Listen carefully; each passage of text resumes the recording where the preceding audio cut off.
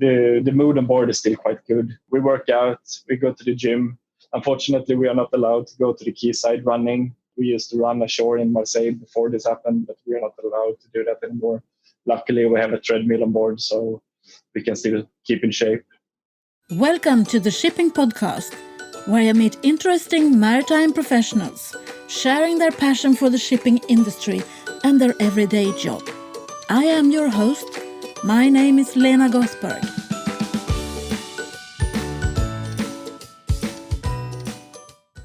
Hello, Shipping Podcast lovers, and welcome to the 134th episode of the Shipping Podcast. It is strange times that we are experiencing right now. The coronavirus is impacting all of us in different ways. As you understand, I am not able to do any interviews in person right now. I am not able to travel anywhere, and no one is willing to meet with me. So I have decided to continue delivering interesting interviews over the internet for you to listen to whilst in self-isolation or out walking or doing something to take your mind off the frightful virus. The seafarers are the unsung heroes of global trade. They are the ones ensuring that we all can enjoy food on our table, fuel in our cars, and clothes on our bodies. In this difficult time of the coronavirus, they are the ones who continue to make sure that global trade continues. However, the spread of the virus has resulted in many countries closing their borders and restricting port entries, which leads to the fact that the crew on board the ships are stuck on board or stuck at home, which has the potential to cause serious disruption to the flow of trade. I have been able to get hold of one of the seafarers who is now stuck on board the vessel he works, and he was kind enough to try an online interview with me. And to be honest, I think it's the first time when I'm more nervous than the guest at the other end. I hope you will enjoy my interview with Rasmus Blomqvist, Chief Officer on board the Mont Ventoux, a ro-ro vessel trading between Marseille in France and Rades in Tunisia. Welcome to the Shipping Podcast. Could you please introduce yourself? My name is Rasmus Blomqvist. I'm a Chief Officer currently working on Mont Ventoux. And where are you right now in the world? Right now we are in Marseille, France. And for how long have you been there? We arrived this morning, 6 hours ago. And you are trading from Marseille to somewhere in the Mediterranean, I understand? Yes, North Africa. We're going to the port of Rades in Tunisia. So if we go back a little bit, we know each other from a long time back. Yes, we do. So who are you? You were studying to become a master mariner the last time I spoke to you. What happened then? I was in Chalmers for 6 years studying both shipping logistics and the master mariner program. And I've been working at sea since 2013 as a second officer and started temping as chief officer in 2015. And I've been permanently employed as chief officer on Stena Ro-Ro's vessels since more or less 1 year ago now. And how do you experience your time at sea? Is it what you thought it would be? I guess it's better than I expected. But my plan was to stay at sea for 2 years. So what is the best thing of being a seafarer? Each day is a new day. You never know what to expect. You always encounter new kind of problems and you have to think outside the box. And then I know it's a bit strange to say maybe, but being on vacation 6 months of the year is also one of the best things with this job. Yeah, but how many How long are you on the ship, and how long are you off? Usually we have 4 weeks turns. For my normal ship, I'm usually on the vessel Stena Forteller. I'm just temping on Mont now, where they usually have 6 weeks contracts. And how many seafarers are on board the ship at one time? Currently, we are 24 persons on board. And right now, I understand there is a problem. Yeah, you could say. And the problem is that you are not allowed to leave the ship. No, more or less you could say that we are not allowed to cross the ramp.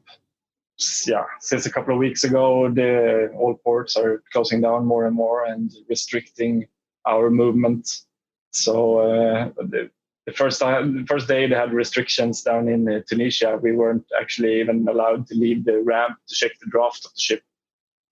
Okay, and so you were due to go home last week, or? Yeah, that's almost 1.5 weeks ago. And now you don't know when? No, the day before or 2 days before I was supposed to go home, they decided to stop all crew change. So, and the last information that we have is that everything is stopped until mid-April, but we don't know what will happen after that. We expect it to be delayed even further. Yeah, it's a problem. I can understand that there is. I mean, of course you want to go ashore, but how would you travel home if you were allowed? Yeah, that's the problem, because now it's stopped. But even if the company would start allowing us to sign on and off, we don't really know if it would be possible to actually get home. And of course, the company don't want us to leave the ship and get stranded in a country somewhere, spending weeks and weeks in a hotel room, not being allowed to leave the hotel room. So it's a tough situation with no real solution present. But you are still trading, aren't you? I mean, you're moving goods from France to North Africa? Yeah, we have seen a decrease in cargo, but of course, I mean, we still need the global trade to continue. So everybody needs to be able to go to the store and buy stuff, buy food, or I mean, we still need to fuel our cars with diesel and gasoline. So the shipping needs to go on. Yeah, I think it's interesting. I mean, we who are at home, we are self-isolated, or we are complaining or not complaining, I don't know, but we think that the most essential thing for us is to get our groceries and get the toilet paper that everyone is joking about right now. But that wouldn't be possible unless there was the maritime part of the supply chain was open and you were working with what you do. Yeah, no, we were actually joking about it the other day on board that, I mean, Sweden is more or less an island. More than 90% of everything we buy in Sweden is imported, going to Sweden with a ship. So if the shipping would stop, we could actually just have toilet paper in the stores. Yeah. Well, I have read a little bit about this online, and I have friends who works with this, and I understand that seafarers is not on the same level as key workers, as airline staff or medical personnel. So that is probably why it's impossible to move around. So if you were, I don't know, classed or equivalent to airline personnel, then you will be able to travel. Yeah, but the problem with the practical travel still remains. I mean, if all the airports are closed, how do we get home? All the borders are closed. We can't take a car and drive home. And then we have the other problem. If I can get home, yeah, that's one thing. But my reliever needs to come on board, and we cannot be sure that he is not bringing the disease on board. As it is now, we are in quarantine. We are very safe on board. Mm. But if we get someone, a new crew member coming on board, we don't know if he is infected or not. And if we would get an infection on board, then our whole ship would be put in quarantine for a couple of weeks. And of course, we couldn't move goods between Tunisia and France anymore. Mm. It's a catch-22. Yeah, it kind of is. But also, don't you think that shipping will become more visible now? I usually ask that to everyone in my podcast. How can we become more visible? And in a way, I think we will become more visible now. What do you think? Yeah, for sure. If the global shipping is starting to become infected with the virus and the shipping of goods stop, and people realize how much we depend on shipping, then I think that they would really get a wake up call. Hopefully, we will not see it, because then we are in really, really big problem. Yeah, I agree. So how do you spend your days now? You're still working, but what happens when the cargo goes down and maybe you're not that often trading? Yeah, we are working as normal. We have our watches and duties as normal, trading. What's good for me, one of my main focus is the maintenance of the ship. And with less cargo on board, we have lots of time for doing maintenance. We have space. So for the sake of the ship, this is actually quite good, because now we can spend lots of time on maintenance and making the ship look good. But otherwise, we're quite. The mood on board is still quite good. We work out, we go to the gym. Unfortunately, we are not allowed to go to the quayside running. We used to run ashore in Marseille before this happened, but we are not allowed to do that anymore. Luckily, we have a treadmill on board, so we can still keep in shape. Yeah, because sooner or later, this is going to take a toll on you as well, as it does to people who are isolated and in quarantine in hospitals or wherever they are. So it's a matter of trying to keep the hope up and be patient, which is not that easy if you're like me. No, I would say that, the main problem is, staying on board isn't an issue in itself. Swedish seafarers used to be out at sea for a year at a time, and our Filipino guys on board, they are used to spending 6 months on board. The problem is the uncertainty that we don't know when we will be allowed to get home again. That's because then you don't have an end to look forward to. You can't count down until when you're allowed to go home. Now you just wait, which is making the time go so much slower. How do you get supply to your ship? Luckily, we still get supplies. We were actually, when this started happening, we were very, very early saying that, okay, this might be a big problem for us. Just when the first cases appeared in Italy, we contacted our head office and said, probably this is nothing, but this might be a big problem. So we want to stock up with PPE, personal protective equipment, like face masks and stuff like that. Alcohol gel for keeping hands clean, and also cleaning supplies if we have an infection on board.